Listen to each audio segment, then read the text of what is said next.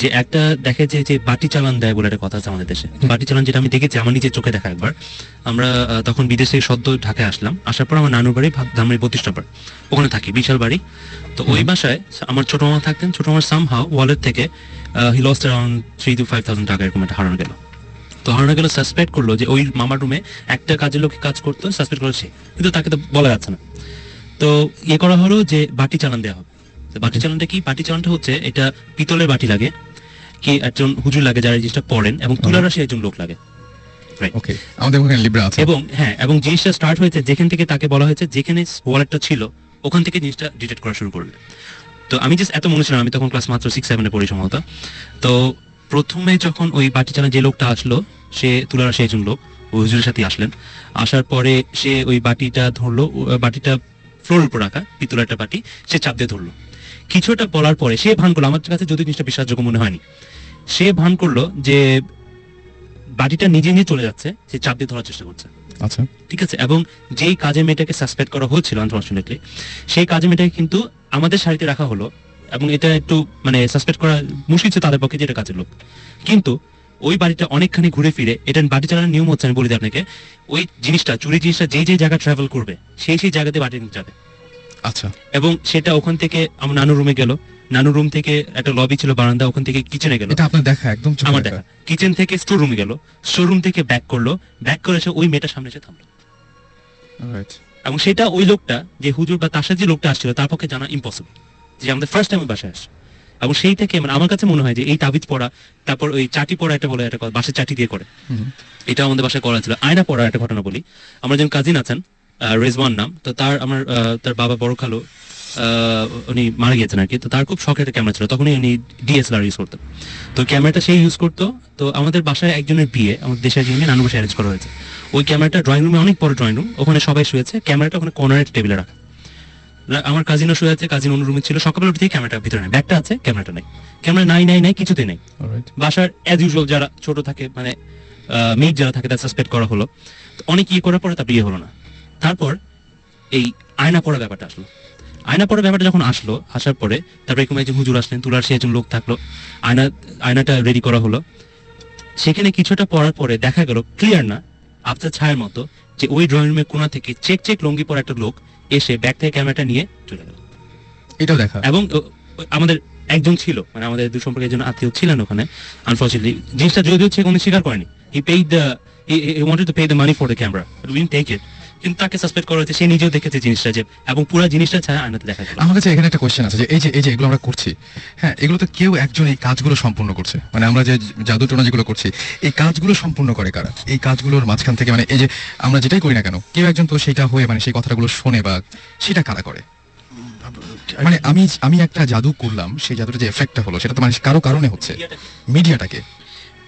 এখন যদি বলি যে মিডিয়াটা এই জিন এক্স্যাক্টলি, আমি সেটাই বলছি। হচ্ছে কি, মানে you have to look at it this way, এখানে যে সাকিব যে বলা শুরু করলো, দ্যাট থ্রুআউট হিস্ট্রি এক্সিস্ট করে এসছে, আমাদের যত প্রফেটস এসছে, যত রিলিজন এসছে, everybody try to give an explanation and ওটাকে অন করার চেষ্টা করছে যে না এটা। So if you take history throughout time, not just মানে আমাদের হোলি বুকস, যদি আমরা নেটিভ ইন্ডিয়ান্স নেই, ওদেরও একটা ইয়ে আছে যে যখন মানুষ মারা যায় তাদের spirits soar into somebody else. Africa একটা ট্রাইব আছে যারা অন্য মানুষ খায়, টু মানে cannibalist who get the force of the human powers. জিনিসটা হচ্ছে যে আজ পর্যন্ত আমরা এখনো একটা জিনিস উই ক্যানট ডিসাইড এই পর্যন্ত, একটা মোমেন্ট পর্যন্ত, যে আমার জিন, স্পিরিটস অথবা ভূত যাই কিছু বলি, ইজ দেয়ার ডিফারেন্স, মানে ইজ দেয়ার ডিফারেন্স, সেটাই what medium are they? I'd like to say something on this. Basically আমরা like since we're talking about religion and all that, আমাদের যেটা obviously আমরা তো বিশ্বাস করি in the Bible, তোরা এগুলো তো আমাদেরকে মুসলমান হিসেবে বিশ্বাস করতেই হবে। তো এইটা কিন্তু biblical references ও আছে বাইবেলে, তোরাতে এই ব্যাপারে এক্সাম্পল দিচ্ছি, লাইক ডিউটোনমিতে যেটা বাইবেলে আছে, স্যামুয়েল যেটা বাইবেল, ওটা ওখানেও আছে। আর বাইবেলে গোস্টকে ওটাকে কনসিডার করা হয় who as beings who while tied to the earth, মানে ওদের আর্থের প্রতি একটা টান আছে, একটা টাই আছে। They don't live in the material world, but they are linked to the world আর কি। কিভাবে? ওরা একটা ইন্টারিম স্টেজে আছে, না এপার না ওপার, যেটা বাইবেল বলে আর কি, before they continue their journey to haven.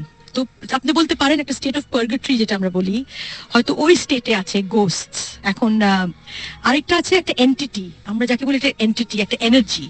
এখন এনার্জি ব্যাপারটা ওটা কি ভূত না জিন, we don't know, but there is that energy যেটা আগে একটু ডিসকাস করলাম, যে হঠাৎ পাবলিকলি একটা কাউকে দেখলাম, একটা কেমিক্যাল একটা অ্যাট্রাকশন হলো, ইন দ্যাট সেন্স কে একটা অদ্ভুত একটা হেভিনেস আসলো শরীরে, কিংবা একটা মনে হলো যে আমার সোলের ভিতরে দেখছে। Right. তো ওই যে ওই এনার্জিটা, all matter is composed of energy, and either in the form of moving particles held within the confines of a solid state body, or energy ওটা নিজেই একটা entity. Right.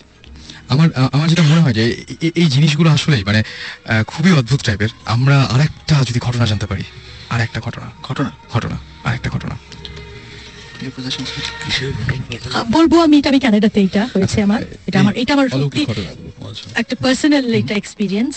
I am a Libra, so আগে বলতে পারি যে I might be predisposed to this feeling, but I was visiting Canada and I was in this person's house. এটা কতদিন আগে? এটা হয়েছে গত বছর, গত মে।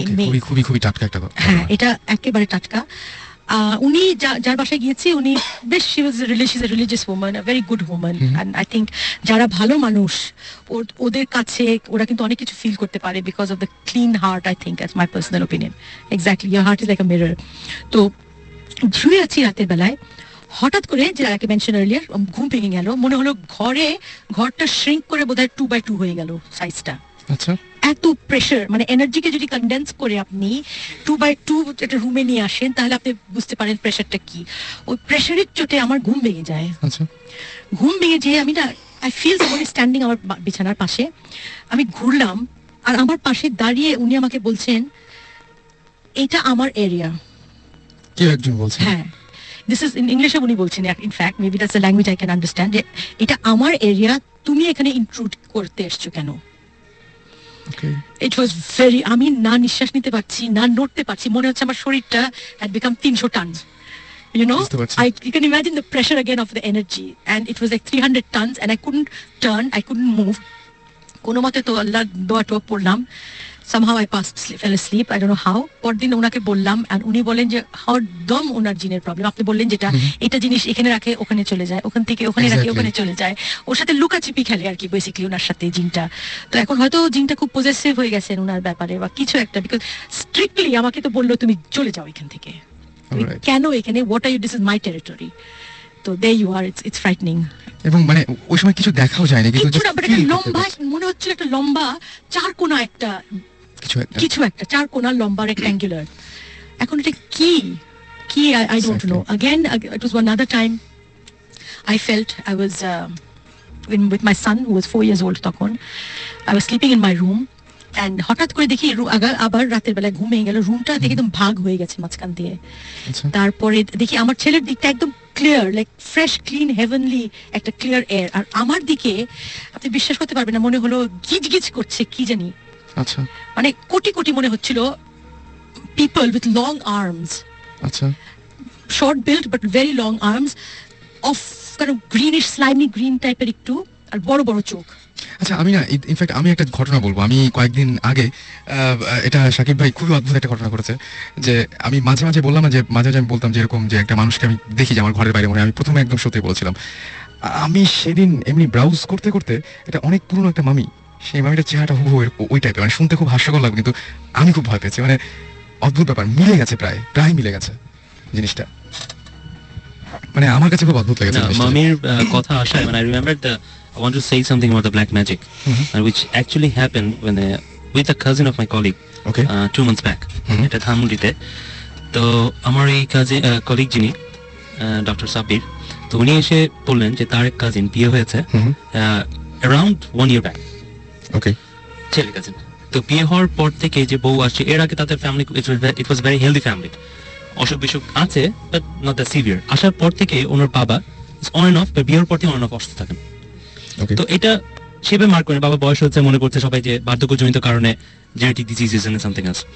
তো এটা হওয়ার পরে তো এরকম করতে করতে হঠাৎ একদিন ওই হাজবেন্ড, যে কাজিনটা, উনি দেখছেন যে ওনার বালিশের নিচে, সরি ম্যাট্রেসের নিচে তাবিজ কিছু একটা আছে।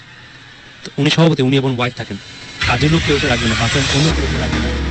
সো তারপর জিজ্ঞেস করুন ওয়াইফকে, তো ওয়াইফ পরে জানতে পারলেন যে এরকম তারা ওয়াইফের যে ফ্যামিলি বিয়ে হয়েছে তারা তাবিজ কবজে বিশ্বাসী আচ্ছা ফ্যামিলিটা, and they keeps things like this. ভালো কথা, তবে এটা অনেক আন্ডারস্ট্যান্ডিং করার চেষ্টা করলো। এটা বিয়ে হওয়ার 4-5 মাস পরে এটা দেখা দিল, 1 বছর পর্যন্ত তারা আন্ডারস্ট্যান্ডিং করার চেষ্টা করলেন। After 1 year when they got fed up of that thing, তারপরে they decided to get separated, right? তো ভালো কথা, সেপারেশন হবে। ওই ওয়াইফ যে এসে আসলো, সবকিছু হয়ে গেছে, জিনিসপত্র নিয়ে যায় বাসা থেকে, সবকিছু সরাচ্ছে। ওই ভদ্রলোক, ওনার যে মা, উনি একটা কাপবোর্ডের উপর থেকে, একদম কাপবোর্ডের উপরে যে জায়গাটা থাকে, ওখান থেকে একটা box, it just like a coffin, কিন্তু লেন্থ হবে 2 ফিটের মতো, 2 ফিট বাই 1 ফিট। একটা কফিন একদম সিল করা, কাঠের কফিন সিল করা, বেশ ভারী, এমন কোনো শব্দ হচ্ছে না, বোঝা যাচ্ছে যে ভারী কিছু আছে ভিতরে। নামালো, তো নামানোর পরে কফিনটা সিল পেগ দিয়ে সিল করা, খোলার পরে দেখে পুরো বালু দিয়ে জিনিসটা বোঝাই করা। তো বালু সরানোর পর ভিতরে দেখে একটা অ্যারাউন্ড 1 থেকে 2 বছরের বয়সে একটা বাচ্চার কাইন্ড অফ ডেড বডি, কিন্তু পুরা মানে খুব বাজে অবস্থায়, মাটি দিয়ে একটা ডেড বডি বানানো যেরকম হবে এরকম একটা সিচুয়েশন, এরকম একটা বডি। এবং ওই বডিটার উপরে একটা কলিমা সম্ভবত উল্টা করে লেখা। Right And it was so shocking যে উনি যখন এক্সপ্লেইন করছেন আমাদের, আমরা চুপ করে এভাবে শুনছিলাম সবাই। ইটস রিয়েলি শকিং যে এরকম একটা জিনিস বাসার মধ্যে রেখে দিয়েছে, এবং সেটা ওই বাসা থেকেই আসছে। They believe in something. এবং এই যে আমরা ব্ল্যাক ম্যাজিক যেটা বললাম, যারা ব্ল্যাক ম্যাজিক করে তারা কিন্তু কোরআন উল্টা করে পড়ে, অ্যারাবিকটা উল্টা করে পড়ে, and which was written along those things. এটা তারা বুঝতে পারেনি, সূরাকে উল্টা করে এটা তারা বুঝতে পারেনি। পরদিন যখন তারা যে কি লেখাটা উদ্ধার করার জন্য, অ্যারাবিক আমরা নরমালি পড়ে অভ্যস্ত না, যা কোরআন পড়ে দ্যাটস ডিফারেন্ট। এবং অ্যারাবিক কিন্তু মানে আমি অ্যারাবিক দেশে ছিলাম, তারা কিন্তু ওই যে ইয়েগুলো ইউজ করে না, জের জবর ইউজ করে না, জাস্ট ওয়ার্ডস গুলো। তো পরদিন একজন হুজুর নেমে বলেন যে এটা কোরআনের একটা আয়াত উল্টা করে লেখা, এবং এটা ব্ল্যাক ম্যাজিক করার জন্য, কালো জাদু করার জন্য লেখা হয়েছে। এটা এই যে ধানমন্ডির মধ্যে ঘটনা, এবং জাস্ট 4-5 মাস আগের ঘটনা। আমি একটা বলতে আমার কাজিন পারভেজর নাম, তো আমাদের তাও সন্দীপে দেশের ঘটনা আর কি। তো ও ঢাকায় থাকে বা সন্দীপে প্রেম ঘটিত কিছু ব্যাপার থাকে। ব্ল্যাক ম্যাজিক গুলো আসলে তখন বেশি ইউজ হয়, যে মেয়ে পক্ষ চাচ্ছে না যে এই ছেলের কাছে বিয়ে হোক, বা ছেলের মা বাপ চাচ্ছে না যে এই মেয়ের কাছে বিয়ে হোক, তখন ওই ফ্যামিলি কিছু একটা করার চেষ্টা করে। তো আমার কাজিনটার খুব জন্ডিস, মানে স্বাস্থ্য ভালো, ওরা ইউজুয়ালি এমনি স্বাস্থ্য খুব ভালো। তো দিনকে দিন ওর শরীর খারাপ হচ্ছে, ডাক্তার দেখানো হচ্ছে, কোনো কিছুতে কাজ হচ্ছে না আর কি। তো আমাদের ধানমন্ডিতে একটা হুজুর আছে, হুজুর না ঠিক আছে, একটা নাইট গার্ড। আচ্ছা তো এমনি ভালো কিছু ঝাড় ফুঁক পারে আর কি, জন্ডিস নামাতে পারে খুব ভালো। বোটানিক্যাল গার্ডেনে একটা গাছের একটা শিকড় আনে সে, তারপর দুধ দিয়ে এবং চুনটুন দিয়ে গোসল করায়, এবং এটা আমাদের প্রায় 6-7 জন লোক ভালো হয়েছে। তো ওরে সেটা করানো হলো, তারপর ওর আসলে ভালো হওয়ার কোনো নামই নিচ্ছে না আর কি। আচ্ছা এখন আমাদের লাস্ট যেটা, যে হুজুরের কাছে যাবো আমরা, হুজুরকে জিজ্ঞাসা করালো, হুজুর বললো যে হ্যাঁ ডেফিনেটলি ওর জন্য তাবিজ করা হয়েছে। আগে আমি ব্ল্যাক ম্যাজিক শুনছি, ইংলিশ ছবি দেখি, হলিউডের ছবি দেখি, বা অনেক গল্প শুনি, বা আফ্রিকার পুরো অনেক কাহিনী শুনি। আমি জিনভূত বিশ্বাস করি, কিন্তু এই জিনিসটা তো বিশ্বাস করতাম না আর কি, আসলে ওই ঘটনা না জানার পরে। ঘটনা কিন্তু ঢাকায়, যে ঢাকা থেকে হুজুর বলতেছে যে বাড়িটা অনেক বড় ছিল, চারিদিকে ঘুরে ঘুরে দেখছিলাম যে বাড়িটা আসলে কিরকম। তো দেখতে দেখতে আমি চিন্তা করলাম যে আচ্ছা বাড়ির ভিতরে কেউ থাকে কিনা, কেয়ারটেকার জাতীয় কেউ আছে কিনা, আমি তাকে একটু জিজ্ঞেস করে দেখি যায় বাড়িটার আসল কাহিনী কি। অনেকের কাছে তো অনেক কিছু শুনেছি, তো আমি অনেকক্ষণ ধরে খুঁজলাম যে কাউকে পাওয়া যায় কিনা বাইরে, যে আমি জিজ্ঞেস করবো। তো এলাকাটা খুবই নির্জন, ওখানে দিনের বেলা তো অনেক কম মানুষ, রাত্রেবেলা তো কারো প্রশ্নই ওঠে না, কারণ এলাকাটা খুবই নির্জন। তো যেটা হলো যে আমি ওই বাড়িটার আশেপাশে ঘুরতে ঘুরতে হঠাৎ করে আমি গেটের ওখানে এসে পড়ি। গেটের ওখানে এসে আমি ভাবছিলাম যে গেটে নক করবো, যে ভিতরে ঢোকার জন্য, ভিতরে কেউ আছে কিনা আমি জানার জন্য। তো আমি ভাবছিলাম যে আচ্ছা বাড়িটা নিয়ে এত কিছু শুনেছি, আমি ভয়ও পাচ্ছিলাম আবার যে আসলে ভিতরে ঢুকবো কি ঢুকবো না। আমি দোকানে পড়ছিলাম যে আমি কি করবো। তো আমি বাড়িটাকে ভালো মতো খুঁজে খুঁজে দেখছিলাম। তো মানে এরকম ঘোরাঘুরি পরে হঠাৎ করে আমার পিছে একটা লোক আমাকে ডাক দেয়, বলে যে তুমি এখানে কি করছো। তো আমি বললাম যে আমি আসলে বাড়িটা দেখছি, আমি বাড়িটা নিয়ে অনেক কথা শুনেছি, আমি আসলে দেখতে চাচ্ছি, আপনি কি জানেন বাড়িটা নিয়ে কিছু, আমাকে কিছু বলতে পারেন আপনি। তো আমি উপর লোকটা বলে যে দেখো তুমি এখান থেকে চলে যাও, তুমি এখান থেকে চলে যাও, তুমি যেটা জানো না সেটা তোমার জানার দরকার নেই, তুমি এখান থেকে চলে যাও। আমি বললাম যে আপনি কি জানেন কিছু, আপনি যদি জানেন তাহলে আমাকে বলতে পারেন, আমি জানতে আগ্রহী। তো আমাকে বলো যে তোমার এত কিছু জানার দরকার নেই, তুমি চলে যাও এখান থেকে। তো আমি কিছু দূর তার কথা শুনে আমি কি শুধু সামনে যাই, সামনে গিয়ে আমি একটা রিক্সা ডাক দিব যে আমি বাসায় যাবো, আমার বাসা খুবই কাছে আচ্ছা। তো আমি রিক্সা ডাক দিতে যে আমি কি মনে করে আমি একটু পিছিয়ে ঘুরলাম, পিছিয়ে ঘুরে দেখি যে লোকটা নাই, মানে আচ্ছা। ওই এরিয়া থেকে দেশের সীমা থেকে বাইরে যাওয়ার কোনো প্রশ্নই ওঠে না এবং এত তাড়াতাড়ি এত তাড়াতাড়ি। কারণ মানে আমি যতটুকু আসছি আমি তো জানি, মানে ইট ওয়াজ লাইক 4 or 5 seconds। আমি খুবই ভয় পেয়েছিলাম, তো আমি ভয় পাই, আমি বললাম যাচ্ছে কই গেল, আমি আরেকটু সামনে আগে গেলাম। তো যার পরে আমি দেখতেছি লোকটা নাই, তো আমি আবার হাঁটতে হাঁটতে আমি খেয়ালও করি না যে আমি গেটটার সামনে আবার এসে দাঁড়াইছি। আচ্ছা তো দাঁড়ায় আমি জাস্ট দেখছি যে চারিদিকে কেউ আছে কিনা, মানে ওই লোকটা কোথায় গেল, মানে আমি বুঝতেছি না কোথায় গেল। তো ডাক্তার আমি অনেকক্ষণ দাঁড়ায় আছি, আমি কিছুক্ষণ পর বুঝলাম যে আমার পিছিয়ে কেউ দাঁড়ায় আছে। তা আমি জাস্ট বুঝে আমি ভাবলাম যে যে কি কি হচ্ছে, আমি কি বুঝতেছিলাম, আমি খুবই ভয় পেয়ে গেছি। তো আমি জাস্ট টার্ন অ্যাবাউট, মানে আমি জাস্ট দেখলাম যে ওই লোকটা আবার বলে তুমি আবার এখানে আসছো, তোমাকে এখান থেকে চলে যেতে বললাম, তুমি আবার এখানে আসছো কেন? বললাম যে আপনি আমাকে বলেন, আমি তো কিছু তো যা ঘুরে দেখলাম আপনি নাই, আপনি কোথায় চলে গেলেন? আচ্ছা তো বলে যে আমি তোমাকে বলছি না, তুমি যেটা বুঝো না সেটা তোমার বোঝার দরকার নেই, তুমি এখান থেকে চলে যাও। তো আচ্ছা আমি খুবই ভয় পেয়ে আমি তার সাথে সাথে আমি বাসায় এসে পড়ছি। ওই দিন আমি খুবই বেশি ভয় পেয়েছিলাম, এবং আমি সাথে সাথে ওকে ফোন করে বলছি যে দোস্ত এরকম একটা কাহিনী ঘটছে, তুই কালকে সকাল সকাল এখানে আসবি, আমি আবার যাবো, আমি দেখতে চাই এখানে কি আছে। আমি Okay. সকালবেলা আমি ওই বাড়িতে গেছি, মানে ও খুব ওই দিন খুব অসুস্থ ছিল, তো আমি ওই দিন সকালবেলা যে আমি ইন্টারেস্টিং আমি খুব একটা জিনিস দেখলাম, ওই বাড়িটার চারিদিকে আরবি লেখা ছিল। আচ্ছা মানে মাজারে যেখানে বাইরে কোনো আরবি লেখা ছিল না, মাজারের ভিতরে আরবি লেখা ছিল, বাট ওই বাড়িটার চারিদিকে আরবি লেখা ছিল। রাইট মানে আমি খুব অবাক হয়েছি ওই জিনিসটা দেখে, যে একটা বাড়ির চারিদিকে কারুকার্য থাকতে পারে বা বিভিন্ন পেন্টিং থাকতে পারে, বাট খোদাই করে আরবি লেখা, এটা খুবই মানে আমি এই পর্যন্ত কোনো বাড়িতে দেখিনি, এবং আমি Right. খুবই ভয় পেয়েছিলাম ওটা দেখে, এবং পরে আমি ওইখানে আর কোনোদিন আমি যাইনি। ওকে আমি একটা জিনিস বলবো এখানে, সাকিব ভাই ও বেশ সাহসিকতা দেখাচ্ছে। জীবন ভাই কি মনে হয় আপনার কাছে? ডেফিনেটলি অনেক সাহসিকতা, পরের দিন আবার যাওয়া সেই বাসাটায়। এবং মানে কিউরিয়াসিটি, হ্যাঁ, ইটস লাইক কিউরিওসিটি যে what's there, মানে কি জিনিসটা আসলে কি ওইখানে। you know the danger is saying like curiosity